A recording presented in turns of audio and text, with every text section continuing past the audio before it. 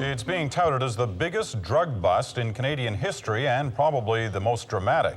A story covering 2 continents, a plane chase, and up to $1 billion worth of cocaine. This was a big case. I considered it the largest case I'd ever worked. We did not know anything about the pilot. 23 years for the pilot Boulanger. His name is Raymond Boulanger. Raymond Boulanger. Well, I don't regret it. It was a hell of a lot of fun, let me tell you. It was quite a ride. I was involved in a lot of different operations. Operations supervised by the CIA. I used to think the CIA were the good guys, and then you start to realize the more you work for them, well, we're not the good guys. We're actually the bad guys. I talked with Pablo many times, and he was well into the CIA. They were all in bed with him. Cocaine. That's when it got interesting. I was considered one of the biggest traffickers at that time. They asked me if I can help him, and I did. The cartels have a history of violence, a wide trail of destruction and death. Bad people. It's the Far West. It's all part of the game. My grandfather said there's 3 ways you can live life. You can lead, you can follow, or you can get the fuck out the way. I prefer to lead.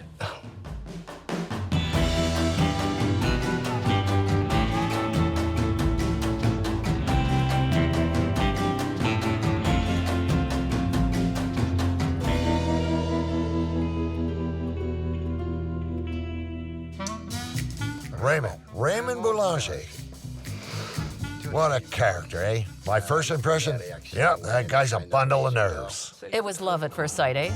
Well, I was pretty good at flying at low level and stuff like that, and I was a bit daredevil, let's put it that way. I think that to be a bush pilot, you have to be passionate and a little crazy. And that was the start of my flying career.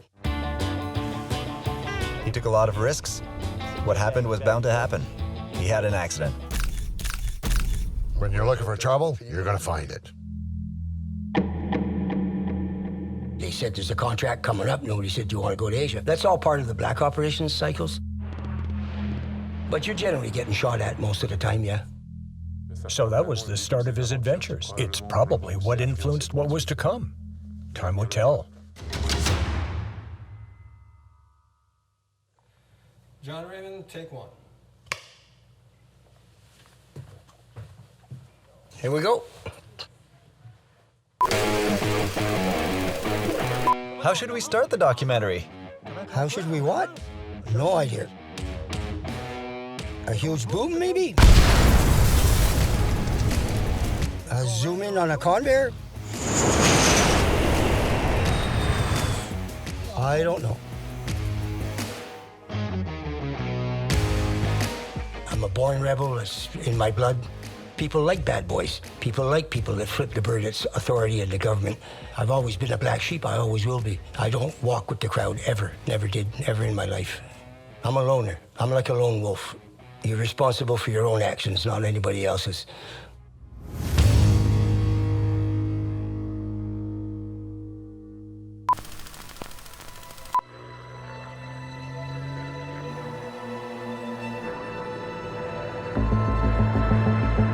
Raymond Boulanger, in many ways, he's like a modern-day Indiana Jones. Like a Formula One pilot, only he pilots planes. He has flown over 50 aircrafts. His career is quite unique in the aviation world. Few pilots have flown that many planes in such differing conditions as well. It's as if he were born piloting a plane. It was in his blood. I think he's better than most pilots. He's quite a character, Raymond Boulanger. He was able to work under a lot of pressure. He was capable of taking huge risks. When you take a look at his life, there aren't many people that would have done all of that. There are very few people like him. We have to keep that in mind. He's a one-of-a-kind pilot.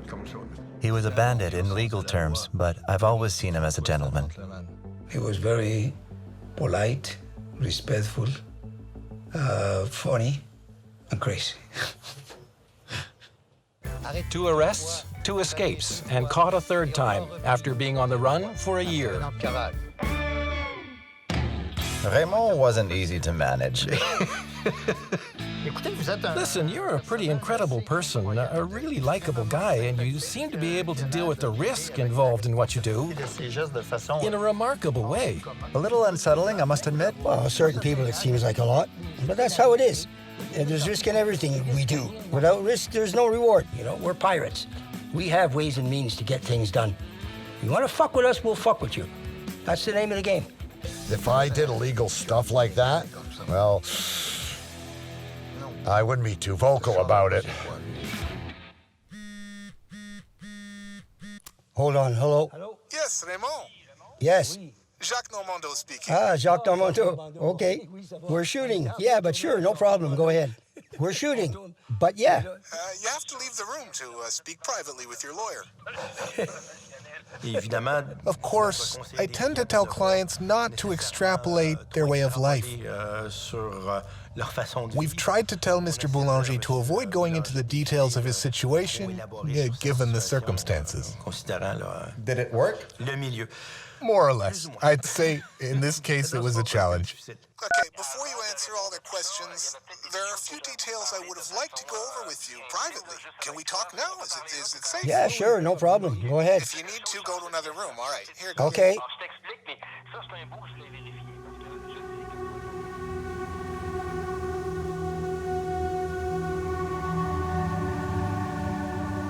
There isn't a lack of witnesses, stories, or accounts of this adventure concerning the Casey case. You come to realize, well, I can't believe it all. I can't. Most of the things that I knew about him is because he himself told me about that. Is he going to say exactly what happened? From his perspective, I think so. Here's the story. You either like it or you don't. If you don't like it, tough shit. Could I care less? Couldn't give a damn. Period. It's that simple. Great fucking sound, eh? It's like music to my ears.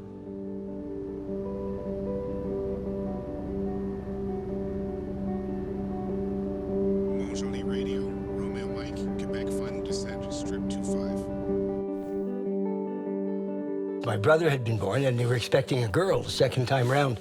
When I arrived, well, I was a boy. So that was it. John was the first name that came out, so I ended up with John Raymond. Well, what's funny is that in all the documents when I worked in Black Ops, the passports, all the passports I had, my identities, there was a John in all of them. A John Kelly, John Clarkson, it always started with a John. It was a traditional thing in a sense. My Scottish relatives, they all had a John in their family. My mother is Scottish. She was born in Kilmarnock, Ayrshire, and met my dad in 1943 in Glasgow. And my mum came over here as a war bride. 1943, she arrived in Quebec City. And my grandfather bought her a fur coat because he figured she wasn't dressed well enough for Canadian cold. So he bought her a big fur coat, which she kept all her life, beaver coat. My dad didn't arrive until 45, and then they sent him home. But my mum was already here. Oh, well, my dad was the superintendent of the foundry here in Montjoly, and he managed quite a lot of employees. He was pretty well known. He was a war hero here, and he was also a staff sergeant. My father was really well known around here. In the early 30s, it was the Great Depression, and that's when he started his career. As a bootlegger. Oh, that's it. Well, the kids used to do that. That was in the Prohibition. There was a lot of bootleg going on because Canada was exporting all the booze to the United States, and that was one of the jump-off points. You know, the 8 to 10-year-old crowd there, they would get paid to go and listen, spot for the revenuers, or the RCMP or the police. Let the bootleggers know so they could hide the booze before the cops got there. So they were getting paid 25 cents an hour for that. So in those days, that was big-time money. There's no such a thing as a legal way to make money. You make money or you don't make money, you know. Illegally, it all depends on whose perspective, you know. Now, Raymond Boulanger's father was also one of the instigators of Raymond's future passion for aviation, because in the early 1960s, he started piloting himself. I used to fly with my dad all the time, but I'd sit on his knees to fly, but my legs weren't long enough to reach down to the rudder pedals. He put these two big wooden blocks on the rudder pedals so that then I could touch them. I couldn't use the brakes, but I didn't really need to. I could actually touch the rudder pedals so I could fly. So that was kind of fun. You see the point there? That's where I live, Avenue des Vétérans. There, right there below. We used to walk down here when we were kids. Montjoly was an airport there for quite some time. During the war, it was a patrol airport. It was an air gunnery school for the Commonwealth Air Training Program. Quite a lot of activity, and several airlines were operating there. It was non-stop. And they had quite a mix of airplanes. You never knew what was coming down, you know. It would be a York, and then a DC-4, then a C-46, and whoa, here comes a Globemaster. So it was quite impressive. We had quite a lot of fun. We'd sit around on the airport during recess and watch them coming and going all the time. We'd bring our little snacks and stuff like that and just go sit out there and, you know, on the butt in the hill and watch the airport. And I liked the DC-3 because it was a particularly graceful airplane.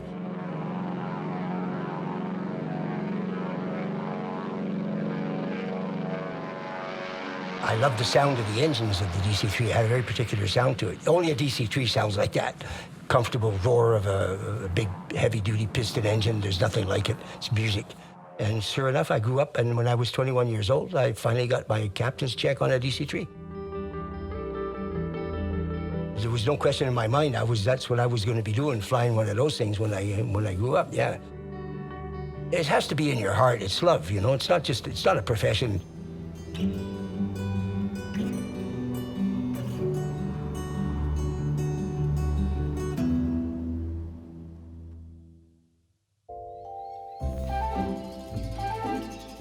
I went to Cartels and Saint Laurent to Wandel Aviation so I could complete my commercial license, multi-engine, and instrument rating.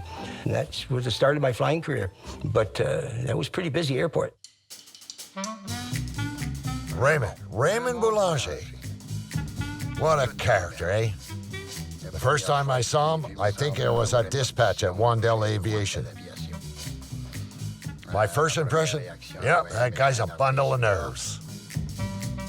Ghislain de Rocha, he was my instructor when I did my commercial license. A little rough around the edges, definitely not the airline type, but an excellent pilot, so I got to know him pretty good. He acted like a kid. That's why I nicknamed him Le Flo, or Kid. He was really, really skilled. But humans are like machines. There's always a way to go beyond one's limits. Hey, kid. Calm down, fuck, right?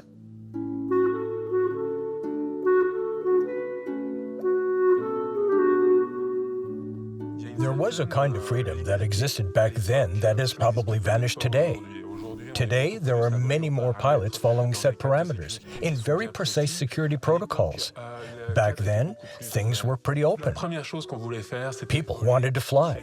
They wanted a sense of freedom that wasn't allowed otherwise in society. As aviators or pilots, people got that taste of freedom. The simple fact of piloting airplanes made you, attractive, let's say. I've never done anything really in my life to seduce girls. To me, it's very secondary. So I was more interested in my flying and all that. Girls were not a priority in my life, ever, never were. It's always been my airplanes.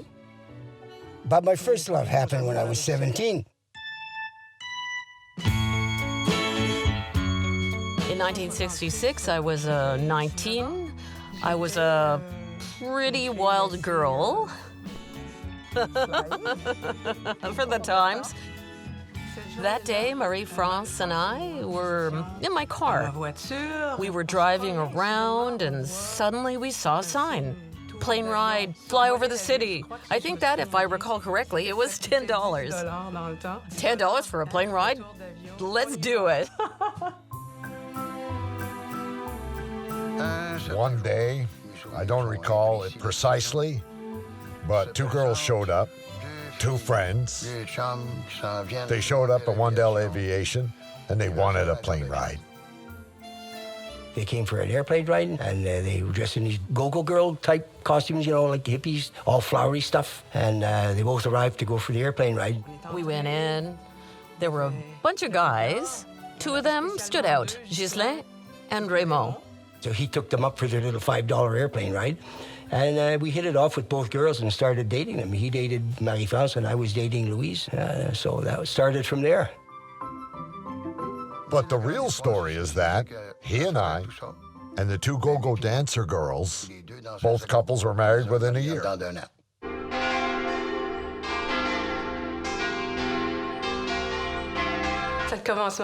It was love at first sight, eh? He was an excellent pilot. We did acrobatic flights. We did rolls. We did spins. It was never enough. Flying at low altitude and chasing around there, just goofing off. He was a daredevil. We'd play tag. Ghislain and Marie-France were in one plane, and we'd be in another, and we'd chase after each other a bit. It's a lot of fun to do that, loops and rolls and spins and dives. You know, it's fun. It was completely illegal. You just go very up fast and you just change attitude really fast and you get the zero part where you just float up and we chase each other around the cows fields and up and down. The cows weren't scared. But you never do tricks like that at low altitudes close to horses. They go crazy. It's incredible. Forget about it. Horses, stay away from them. But the cows, no problem, okay?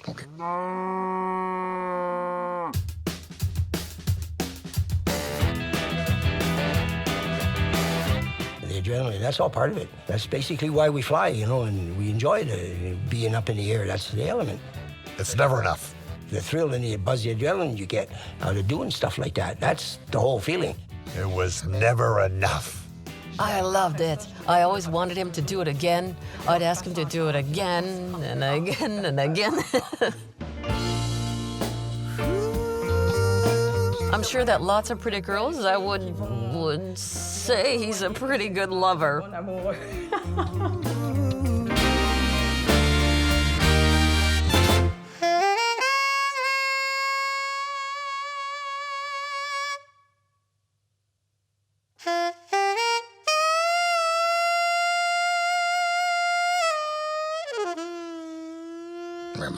My God, show some restraint, please.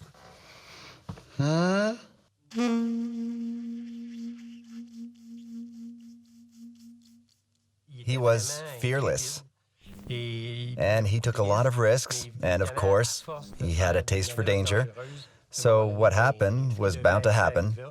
He had an accident. When you're looking for trouble, you're going to find it.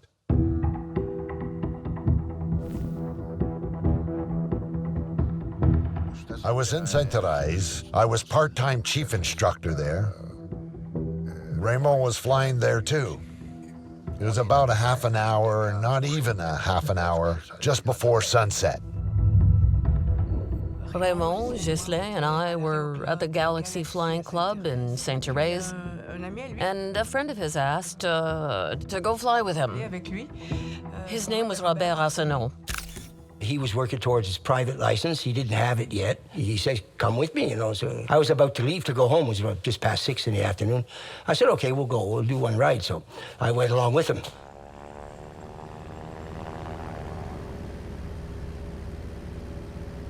So Raymond and Robert took off. Ghislain and I stayed behind.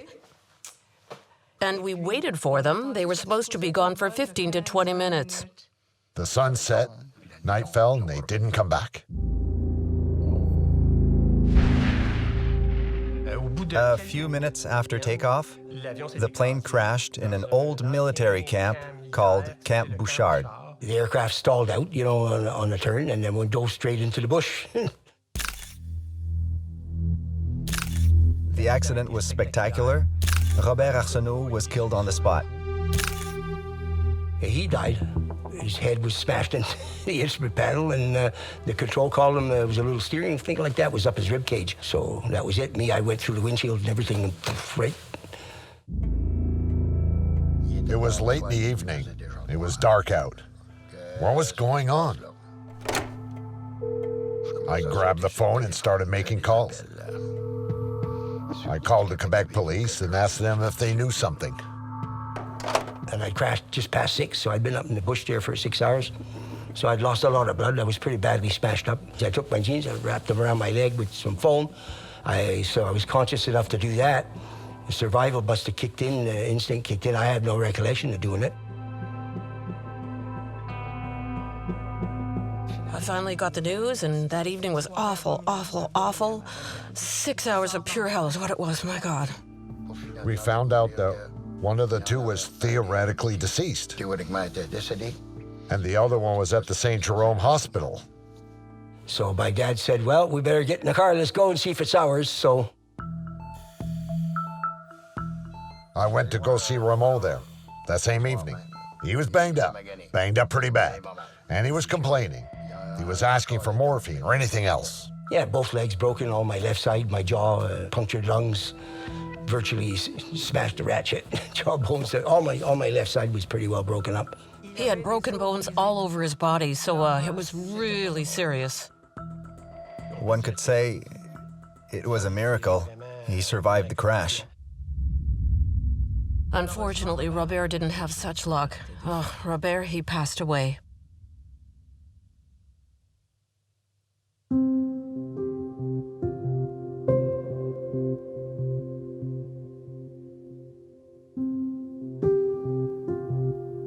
In theory, it was Raymond's responsibility to say, whoa, whoa, whoa, stop it. Why in the hell should I have any regrets? About what? Why should I regret anything? I don't have any regrets for it. Period. It happened, it is. I took responsibility for it. Move on. What's the point of sticking on this thing?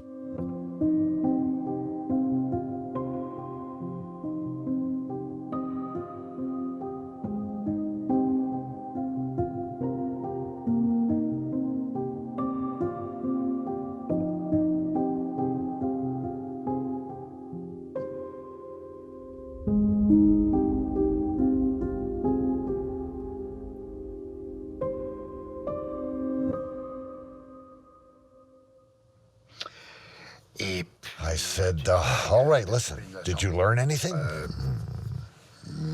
Yeah. I asked him what he could do to change his ways, given the lessons he learned. He said, nothing. I'm not convinced that the accident, as serious as it was, made him want to change his ways at all, or his frame of mind. I'm not sure. I'm not sure.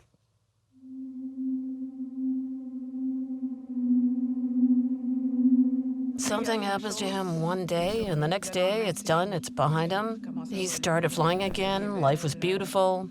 I don't think he has any regrets, no, I don't think so. There's lots of other stuff that I don't feel responsible for, too. That's my job. When I take somebody out in a combat operation, I send him on a one-way ticket to visit his ancestors. I don't go feeling responsible for that either. All is fair in love and war, so that's just the name of the game. After the accident, he kept on working a bit at Wandels, but I think he needed more than that. He wanted to venture out into the unknown. An opportunity knocked eventually. For example, one of his friends started a company called Dulbo Aviation. That's where he got his first job as a bush pilot.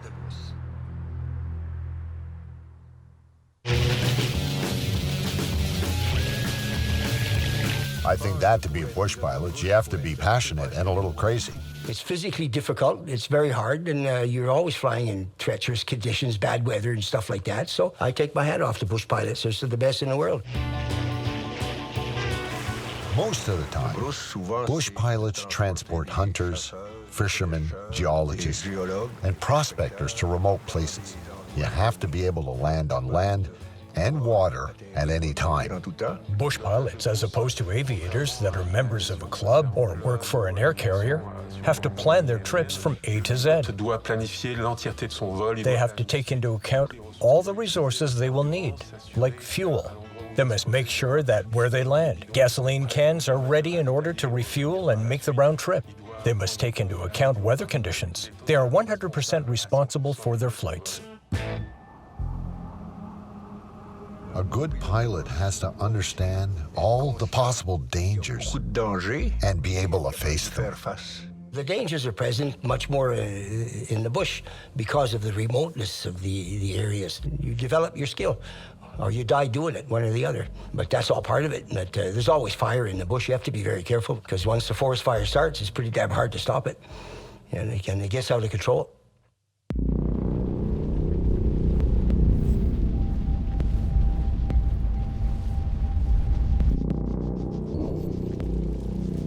That was the summer of 1971. It was a huge forest fire. God knows it burned out something like 850,000 acres or something like that. I'm not sure, but it was huge.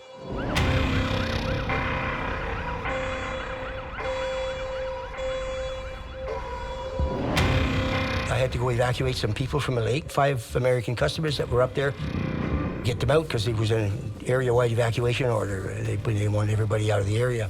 I flew up to Fire Lake to get these guys and picked the 5 of them up, and that's it. It was like a snowstorm, only it was cinders, ash. There was smoke everywhere. You could see the ash falling, like huge snowflakes. The fire was blazing. My God, it was nuts. So I went up there to get the guys, and I told them, get your asses on board, boys. That's it. Leave the baggage, get in the plane, we're leaving. And we never got back to Albadell because the fire by that time had reached the west side of the lake, so I couldn't get back. So I just followed down the west side of Lake Mistassini, looking for a river that would run so I could follow that river westward and get the hell out of the fire. Treetops are all in flames and everything. The treetops were burning. It was really intense. It wasn't just a small fire. It was a huge one. The Americans were all excited, though. They were filming it. It was a big adventure for them. They thought it was big and exciting. Me, I had my side window down. I'm wiping the front window because of the soot and the cinders. Well, I was pretty damn concentrated in doing my job, so I wasn't going to kill my ass and all the rest of them. So you concentrate and you take care of what you're doing just to get your ass out of there, to make sure you don't become a statistic. So you just keep busy doing your damn best to get your skills to get you out of there. The heat had gone, everything was off the clock, and the engine was just, by the grace of God, was still ticking over. I said, it's got to stop. I saw this lake, and I said, okay, here it is. So I just pulled the power, and in I went. Yeah, I cranked the flaps down, and I headed for the lake. Zoom! I cut the engine, dropped right in. We had to stick the tail of the aircraft in the trees, and we cleared a few trees, and then we spent the night on top of the airplane as the fire burned its way past the mountain. Next step is figure out how long we're going to be here and how we get out of here. Yeah, in the morning, once the sun rose, we got down from the plane and we saw a little island out on the northwest side of the lake. And it was quite wide, so we made it to the island. And the funny thing is that the Americans were all smokers. And in my survival kit, I had a big can of Players tobacco. You know, the big Players cans they sell with rolling papers. And they started rolling that, and I said, well, you should limit your cigarettes, because you could be here for a little while. No, we'll be out here in a couple of days. But within 2 or 3 days, they smoked all the tobacco. And then they ended up having to smoke the dry tea leaves. Yeah, we were stuck there for 13 days.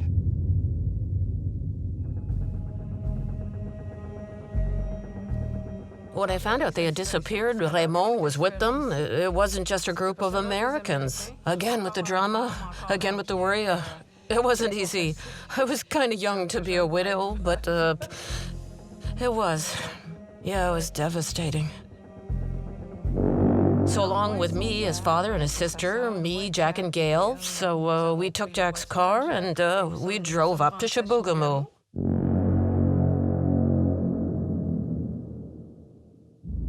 My engine, I'd run it every hour or so, and I had put a copper wire that ran it up to my HF antenna, and I ran 2 porcelain cups on the top of some trees, and I ran a wire there so I could increase the range of my reception or my transmission for my HF radio. The oil cooler was cracked and everything, so I couldn't leave the engine running for any more than a couple of minutes at a time.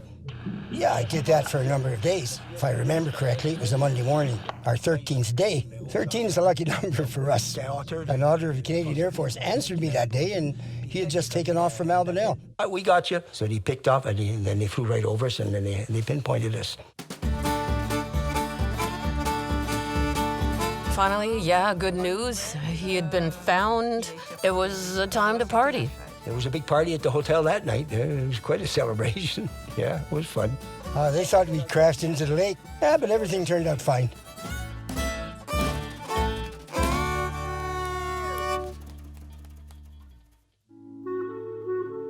And finally, time to go to bed. We went up to our room and closed the door. Louise, and she said, why didn't you get married? You don't have a husband, always be gone and this and that. She said, you have to make a choice. It's either me or your airplanes. Something broke inside of me that day, probably. It was hard for me to accept that Raymond's #1 passion was planes. I wanted to be his #1 passion. That was a bad decision she made, so anyway, she was invited to leave and locked the door on her way out. That was it. It was instantaneous. I don't take a long time to make decisions. I would be dead if I did. In my business, you have to act pretty damn quick. That's what happened.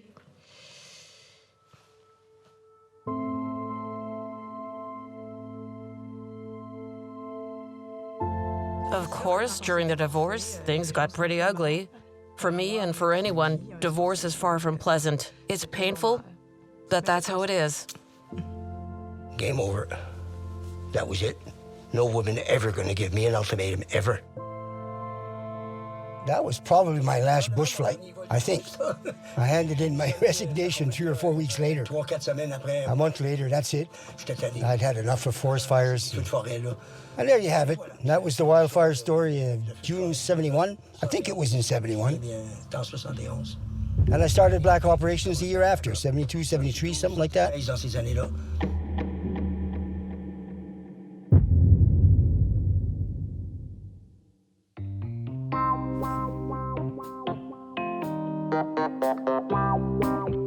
The owners of the flying school where I was at were pilots that had worked there during the Second World War. They're very skilled pilots that developed their skills flying across here, extremely difficult terrain to fly over.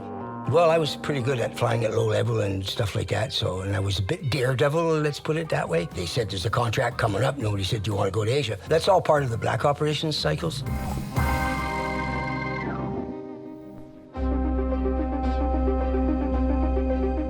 At that time, the Americans were involved in the Vietnam War. It was during the last years of the war, in the early 70s. Officially, the U.S. troops were only supposed to be on mission in Vietnam, but they also had ops in Cambodia and Laos. They needed pilots to supply troops and, at the end of the war, to pull them out of there. It's a particular type of operation where you would fly in at night, undercover, and relocate agents. You bring the information out, you bring people in, take people out. It's just like a shuttle service, but clandestine because we're operating undercover. You see, Vietnam starts here, up north. All that's Vietnam, right here. We were stationed in this area, here.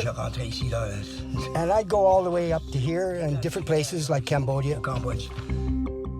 We'd go, but we knew we were in red zones, and these were occupied by Viet Cong. But we went in and out, toot-toot, just like flies. We land, we do our thing, and leave like mosquitoes, doop-de-doop. And we leave real quick, really quickly. In Southeast Asia, you had to fly over rivers and jungles. Flying out there is really dangerous.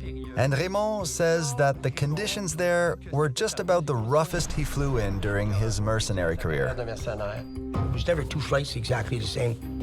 And you're flying at night, and particularly if you're in the wet season, it rains all the time.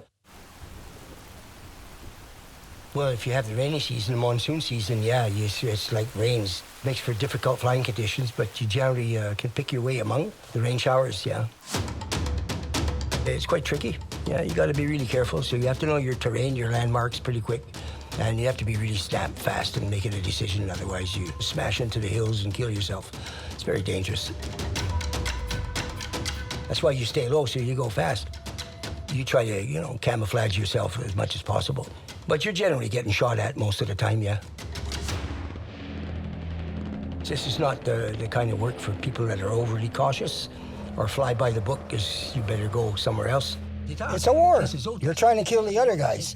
So you got to keep it together. You have to stay calm. There's no room for panic. Or you could stay right over the trees, which is a good technique too, right hugged to the trees, because they can hear the noise of the airplane, but they can't see it. So by the time they go, you're over them and past, so. They have very minimal chance of hitting you with small arms fire. that was very important to keep an eye on where the supplies were coming so that you had logistics and they knew where to bomb at particular times. But at one point, they just gave up. They just carpet bombed the whole area, Cambodia and everything. Just totally illegal what they did. It was a crime against humanity, and nobody was ever prosecuted for that. That's when I started thinking, what the hell are these guys doing? I mean, what gives them the right to go and kill all these millions of people? Nobody asked them to come here. When they started bombing Cambodia and Laos, Nixon was in charge. And what they were doing down there was just downright criminal. Fact is, you know, the Americans, during the Vietnam War, they dropped more tons of bombs on Vietnam, Cambodia, and Laos than they did during all of World War II. That's a pretty chilling image. It's not criminal. These people didn't do anything to the United States. They didn't give a shit about the U.S. The parties that want these operations to take place don't want anybody to know that they're the ones that are organizing this, because it's criminal. You know, you're killing people. I don't miss it one bit. Southeast Asia wasn't my favorite place at all.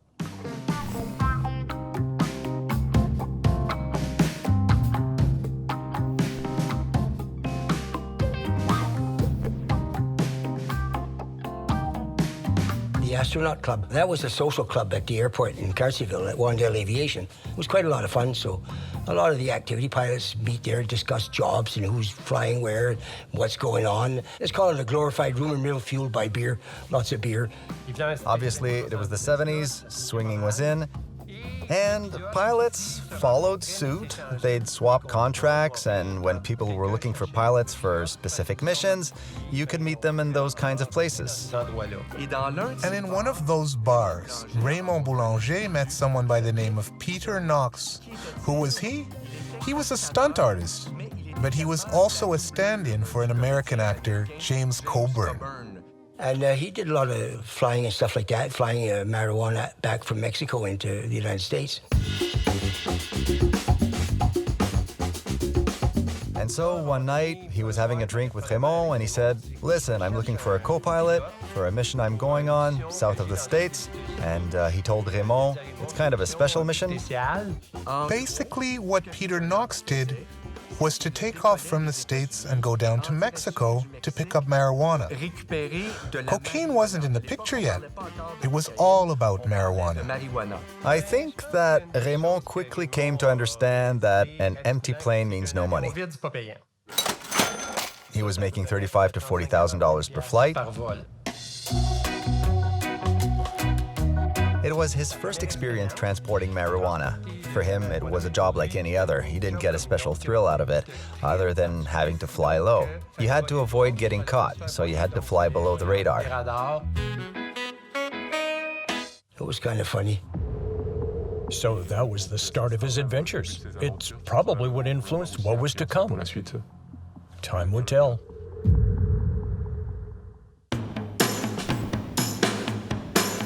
They called them hippies in those days. They were peace and love, and they didn't want war, and they were the major engineering behind the protests against the Vietnam War. But the kind of people I pretty well associated with, they weren't of the hippie crowd type. You know, they were the cut and dry shirt and tie types, you know. They weren't your general goof-offs, smoking dope and hippies like that. Dress for the part, you know, in the jeans and t-shirt and ready to move quick. Couldn't be a hippie without smoking dope. You don't know what's going on around you. If you behave that way, you don't survive in this business.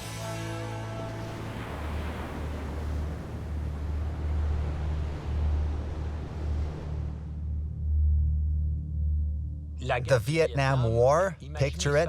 It started around 1962. It lasted until 1975. So during that time, there were tens of thousands of military specialists. Some of them were aviation experts. Those people were looking for work in the United States and elsewhere, and what they knew especially was flying aircrafts. At one point during his career, Raymond Boulanger met pilots that flew planes during the Vietnam War. Most of them were potheads. They were seen as pariahs. because there was an anti-war movement in the States. They were considered garbage, like failures. A lot of pilots left their service after the Vietnam War, and they felt really free over there. It was complete freedom, the kind of freedom Raymond was looking for. I think Raymond felt he had a lot in common with veterans. Well, sure. Indeed, a lot of these guys were, combat pilots and had flown helicopters for several years in Vietnam. These guys were good. These people had nothing left to lose? You're skillful pilots, you're not bus drivers here. You're talking, it's a different story altogether. They just smoked dope all day long, but that was their normal state of affairs, so they functioned quite well. So they all ended up as drug addicts or doing clandestine stuff, working in the pot business, and that's basically where these guys were doing. So they started flying marijuana into the United States from Mexico, and they asked Raymond Boulanger to join them. Basically, what these Vietnam vets did was to take off from a housing project in the Florida Keys, a project that had never been completely finished. There were really wide streets and no houses, so they'd take off from there. Then they'd head down to Mexico to get the marijuana, and they'd bring it back to the Keys. And it's during one of those flights that Raymond Boulanger made it out to Colombia for the first time. It's pretty simple. When they would be ready to do a load, they'd call me up, I'd come down. So I'd go out there and I'd climb into DC-6, fire it up, and then cut to the east, and then head down between Haiti and Cuba. And never go more 500-600 feet in a nice sunny day, and head straight down to the Guajira in Colombia. Here, it's all this area here.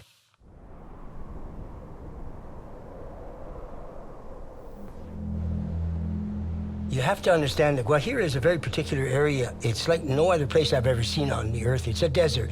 It has a very mysterious aura about it. Strange, spiritual type thing, And I've never seen any place on earth like it. It's really, really weird. But it's beautiful. It has a strange beauty to it, just the same. Have you ever been to the Guajira?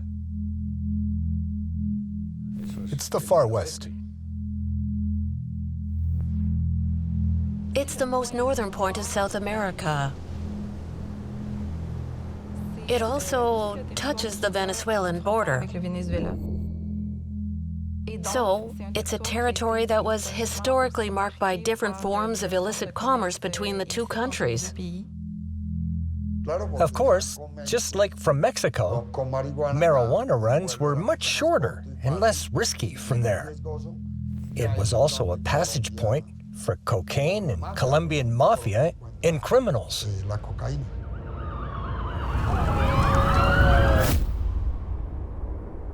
The Vietnam War veterans were key in all the Colombian criminality going on. Being a pilot for drug traffickers is very dangerous, of course.